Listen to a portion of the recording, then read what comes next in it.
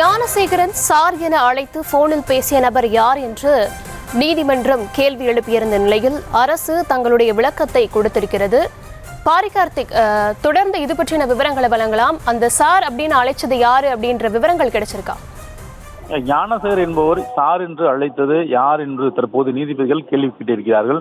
கிட்டத்தட்ட இதே கேள்விதான் தமிழகம் முழுக்க அந்த கேள்வி முன்வைக்கப்பட்டது நிலையில் நீதிபதிகளே அந்த கேள்வியை கேட்டிருக்கிறார். சார் என்று ஞானசேகரன் அழைத்தது யார் என்றும் யார் இதன் பின்புலத்தில் இருக்கிறார்கள் என்றும் அடிப்படையில் அந்த கேள்வியை நீதிபதிகள் கேட்டிருக்கிறார்கள்.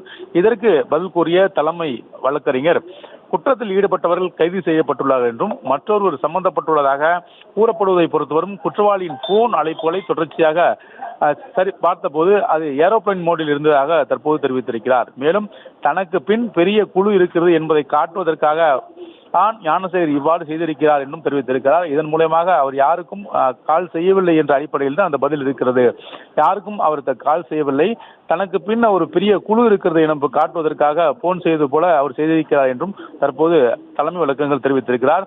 வேறு யாருக்கு தொடர்பு உள்ளது என விசாரணை நடத்தப்பட்டு வருகிறது என்றும் ஏரோப்ளேன் ஆப்ஷனில் இருப்பதால் ஞானசேகரன் தனது செல்போனை வைத்திருந்திருக்கிறார். இதன் அடிப்படையில் செல்போன் நிறுவனத்திடமிருந்து குறிப்பிட்ட தகவல்களை கேட்க இருக்கிறோம் என்றும் தெரிவித்திருக்கிறார். செல்போன் நிறுவனத்திடமிருந்து சில தகவல்களை கேட்க இருப்பதாகவும் அரசு வழக்கறிஞர் கேட்டு சொல்லி கூறியிருக்கிறார்.